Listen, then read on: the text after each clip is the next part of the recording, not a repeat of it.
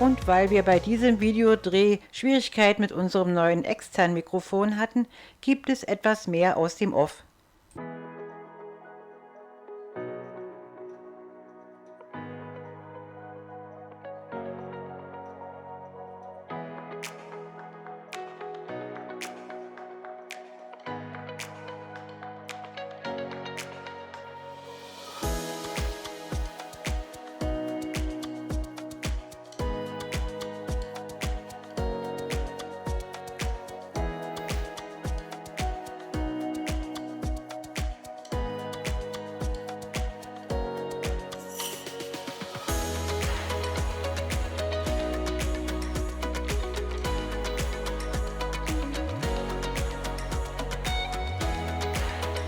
An der Auswahl steht, hier gibt es nichts mehr. Ja, so sieht es doch aus. Jetzt wissen wir, wo Peter Lustig gewohnt hat. Um uns die Quelle praktisch als krönenden Abschluss der Tour zu lassen, laufen wir zunächst flussabwärts, überqueren dann später die Nieblitz und werden flussaufwärts zurück zur Quelle laufen. Wobei der Begriff Fluss vielleicht etwas übertrieben ist. In diesem Bereich ist die Nieblitz nur ein Bächlein. Ein Gedenkstein erinnert an das ursprüngliche Frohnsdorf. Darauf steht: Hier lag das alte Frohnsdorf, gegründet 1200, untergegangen 1450. Vergisst nicht der Väter Kampf, Arbeit und Not.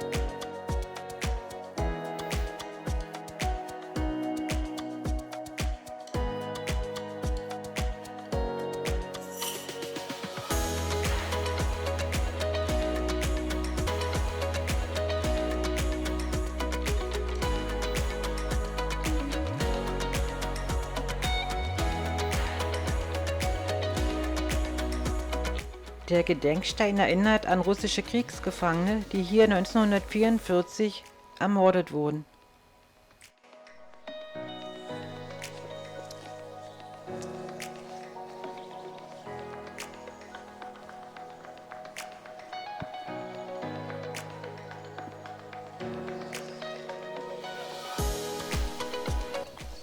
Wir laufen ja nun flussabwärts und hier wird die Nieblitz langsam immer breiter. Und hier meandert sie. Ja, wie man sieht, das Wasser ist fast glasklar. Sehr flach ist es, Könnte man durchwarten. könnte man durchwarten. Machen wir aber jetzt. Nee, wir warten lieber.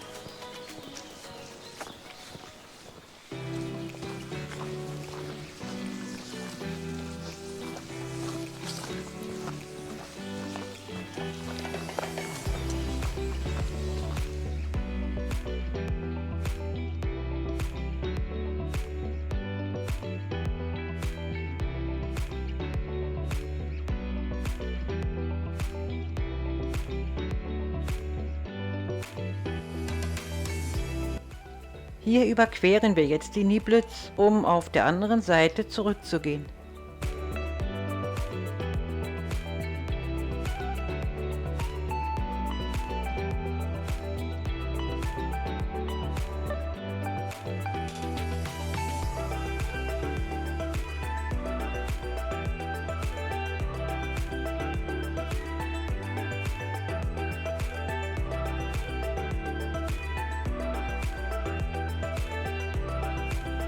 Und schon liegt der nächste Teich vor uns. Es ist der Reichelmsteich, aber eigentlich müsste er Seerosenteich heißen. Herrlich.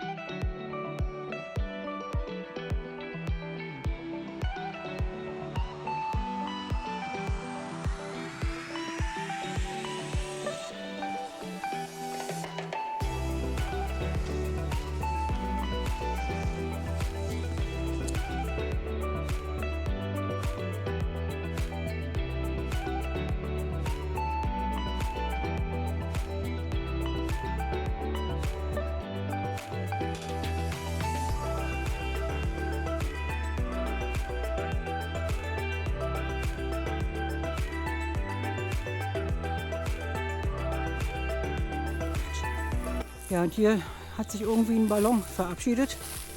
Immer schade, wenn dann so ein Plastikmüll im Wald rumliegt.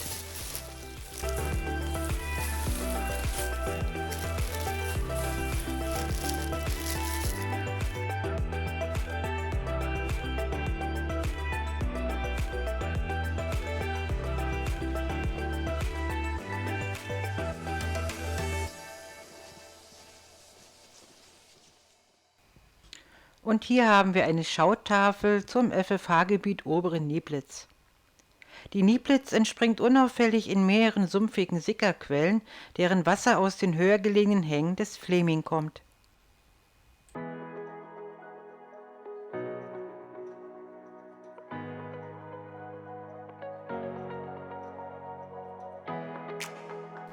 Hier stand seit 1620 eine Waldmühle.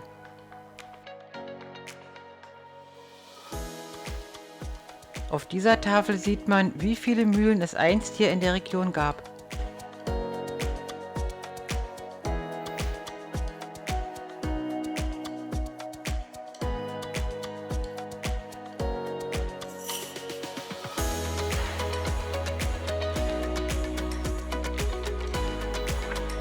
Hier ist wieder ein kleines Brückchen über die Nieblitz. Da ist sie. Und wir gehen jetzt da vorne nach rechts Richtung Quelle.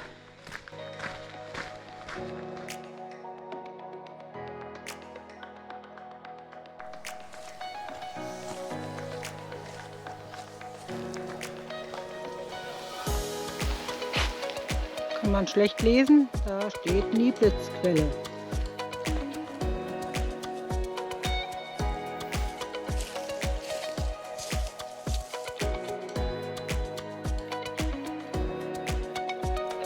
Kurz hinter dem Schild scheint der Pfad schon zu Ende zu sein und man muss eine ganze Weile suchen, um zu sehen, wo es weitergeht. Aber hier haben wir die erste Sickerquelle entdeckt. Wie gesagt, das ist keine spektakulär sprudelnde Quelle, sondern das Wasser tritt an mehreren Stellen fast unscheinbar aus dem Boden.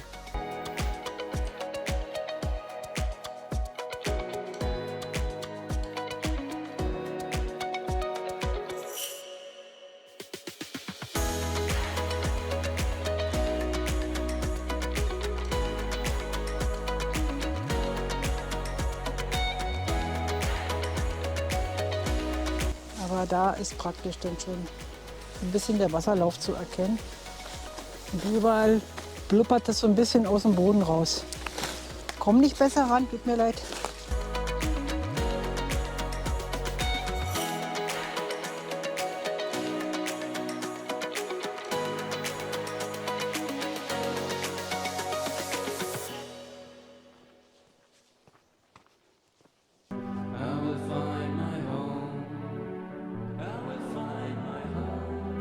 Das war unsere kleine Wanderung im Nieblitztal. Wir sagen an dieser Stelle Danke fürs Dabeisein und Tschüss, bis zum nächsten Mal.